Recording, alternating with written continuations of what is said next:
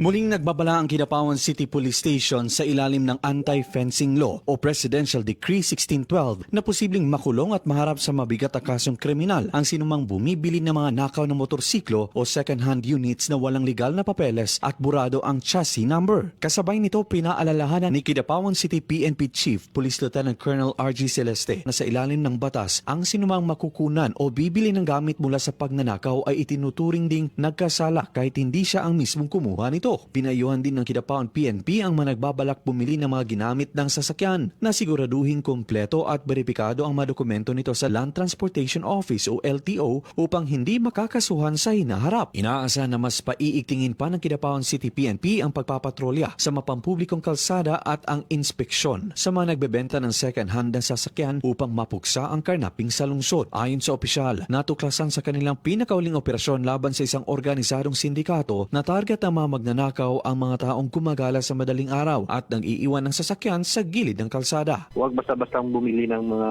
motorsiklo kung wala mga dokumento. Lalo na yung na-erase yung chassis at saka number ng motorsiklo. Kaya most probably, yan ay galing sa nakaw. Kung makakasuhan sila doon sa anti-fencing law natin, madadamay ka at makakasuhan ka. Kaugnay nito, matagumpay namang naibalik sa tunay na may-ari mula sa Barangay Mateo ang isang motorsiklong na-recover ng mga otoridad mula sa isang drug suspect na nahuli sa buy-bust operation kamakailan. Luigi Alan Tutor, NDBC, Bida Balita.